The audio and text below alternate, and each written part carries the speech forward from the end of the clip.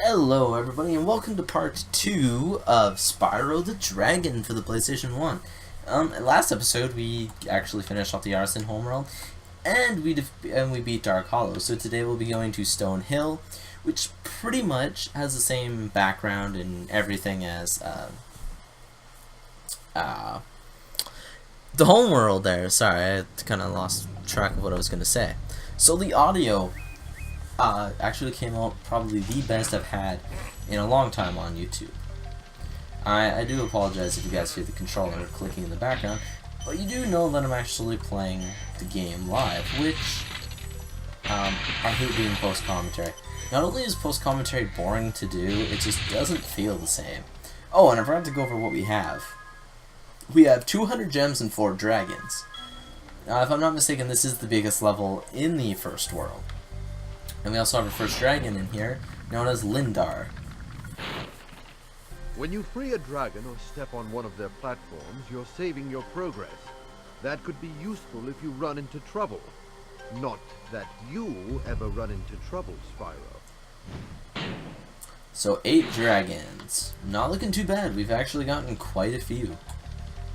Okay, so we can go down this well thing right here. But there's no point yet until we actually go a little further into the level and collect something. Yes, we do have to collect things.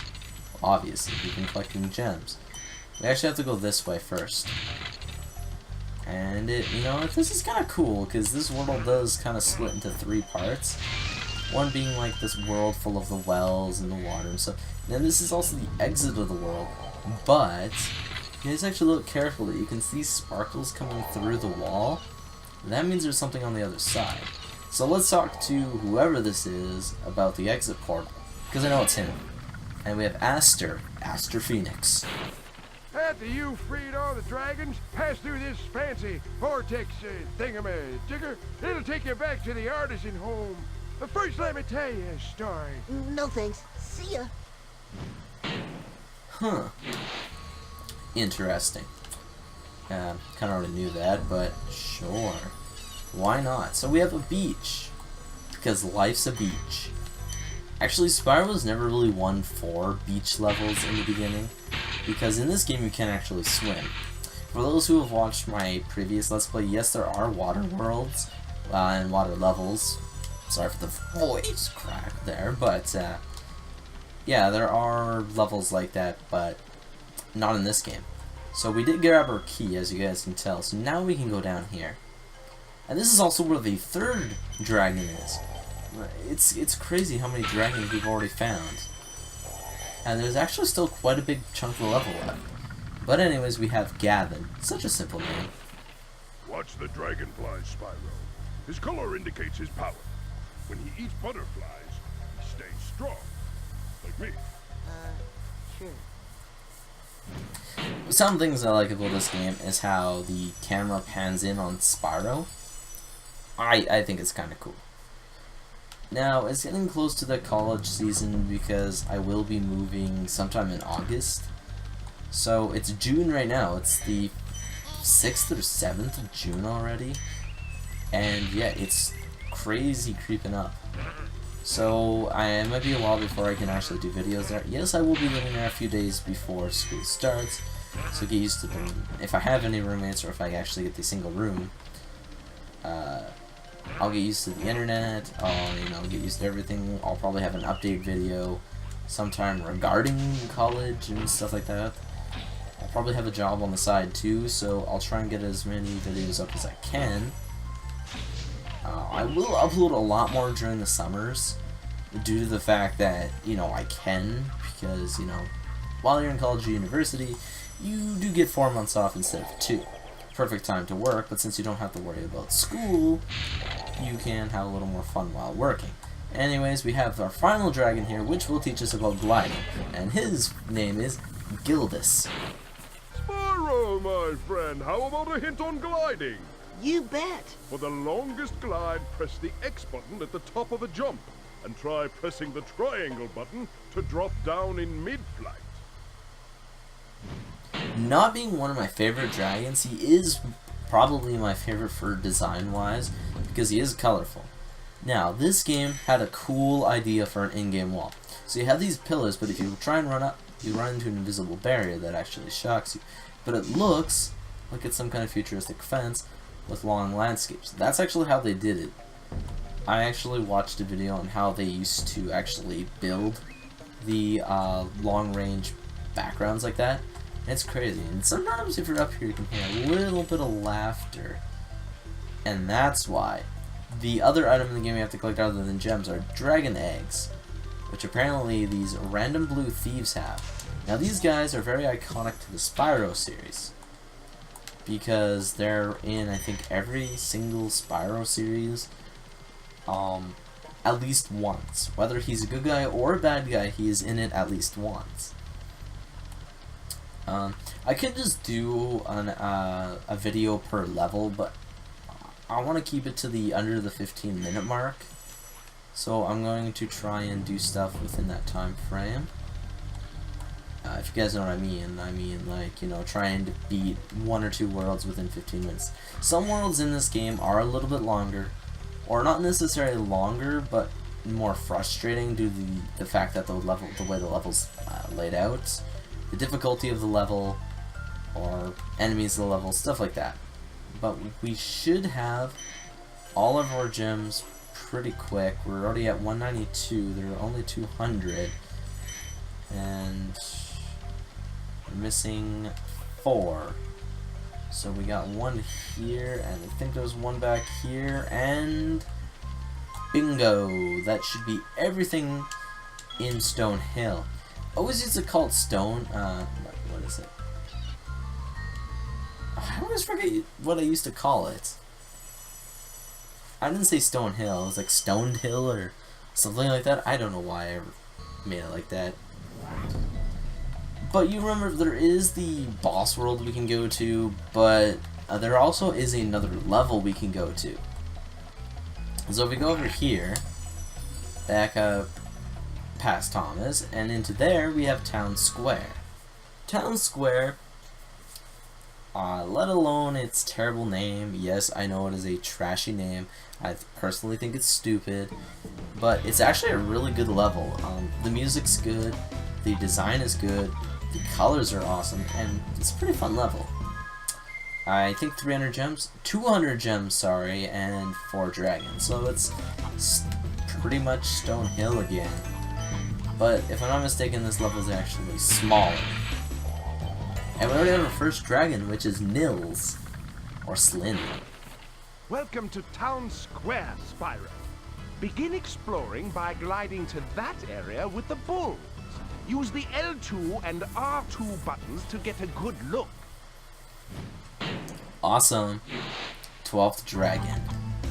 And not too bad. Now these guys, you can charge them, but you have to flame them to actually defeat them, because otherwise they just get stuck in the ground, and then they can pop out and hurt you.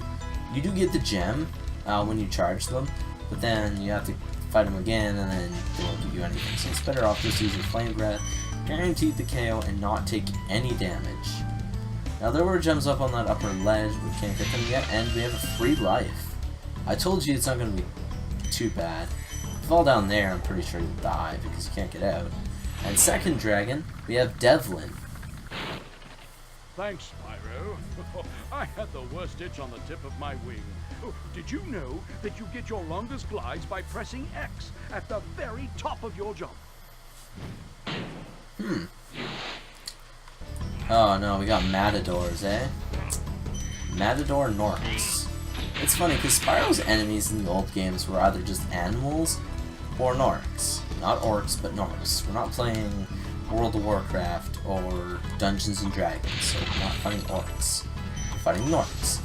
They're nasty cousins, pretty much. Oh, and we took our first bit of damage because I couldn't get out of there before that stupid bull rammed into us. Now, if I'm not mistaken, there is one dragon here that absolutely says nothing, but thank you for releasing me. Yeah, it's thanks for releasing me, not thanks for saving me. I want that chicken. Anyways, this isn't the dragon. I think this guy's Vultures? Alvar? I think. Spyro, did you see a man dressed in blue running around here? He's a thief, and he's stolen a dragon egg. You've got to track him down and get that egg. Run! Run! I'm getting a little winded. Okay, never mind. He's the winded guy talking about thieves. Oh yeah, I forgot to see. It does have an egg. I don't know why I never see that when I check. Like, I know there's an egg here, yet for some reason I always forget to say there's an egg here. And here's our thief. Oh, and I actually timed that better than I normally do. Usually I don't get him till like inside the tunnel, or slightly on the outside of the tunnel. Yes, I hope I don't have to backtrack for any gems. For some reason in this level, I always seem to miss 1 or 2 gems, and I always have to backtrack. Now, it may seem like there's not going to be enough gems, but we will be introduced to a new color of gem, I think over on the next platform. So, after a few glides over here, kill this bull, we get a gold gem, or topaz, worth 10 bucks. And these things here, you just flame them 3 times and you're set. So that should be all our gems, and our last dragon, which is, I think, Thor. Oh, it is Thor. Awesome. Thank you for releasing me. Yep. Now, actually, I do have time to do the one last thing I want to do in this video. I didn't think it would get it. There is a point later on where it tells how to do this thing that I'm doing. But if you guys know it, you might as well finish off the first world and never have to backtrack. Because in this game, there is no need to backtrack. It is the only thing in the game that they actually make you backtrack for if you don't just 100% complete a level to begin with. Now, I think I'm going to record 3 of these videos today, and then I'm going to call it quits. Because I still have to record a Ratchet & Clank episode, but you have to jump on each of these stones once, and you open up the secret level, known as Sunny Flight. Yes, so if you guys have ever watched me play Enter the Dragonfly, or Spyro 2 that I have on the channel, there are flight zones. And this game, it's pretty much set up like number 2 is. Number 3, if I'm not mistaken, is the only one that has different flight zones. I think it's the only one that doesn't give you time when you defeat an enemy. But I did turn the game volume up a little bit. You guys did say in the first episode that it was quiet. I guess actually this is only the first one I'm recording for today, but you know. But you guys did say that the game audio has been pretty quiet in the other videos, so I think I fixed that by turning it up. I don't want to turn it up too loud because otherwise listening to my commentary is going to be hard. And I don't want either the video game audio to be too quiet, and I definitely don't want the commentary audio to be, you know, completely destroyed. Now as for Ratchet & Clank, where are we in that game? Can't quite remember where we are. I think we just defeated Courtney Gears. Spoiler alerts if I don't have that episode uploaded. I'm not sure if I will or not, so I do apologize if I don't have it uploaded yet and I spoiled it. But obviously we're going to defeat a boss. Like, I'm not just going to upload a part where it's complete fails. I personally don't think the game to be that hard. Now you guys were kind of iffy about the challenge run. Like, you guys think that's just a lot of work to do and it won't get that many views. So I think I'll just go through the game normally, trying to collect as many skill points and stuff as possible. But yeah, I think that's all I'm going to do. And that finishes all of this level, all in under 15 minutes too. I honestly thought this would take us over 15 minutes, but that is 300 gems that we get to keep in our basket of gems. So returning home with 300 smacks. Excuse me. So anyways, in the next episode, we only have, one more level to do, and that is the boss level, which we still don't know what it is. So anyways, if you guys are hyped, remember, rate, comment, and subscribe. I will talk to you guys tomorrow.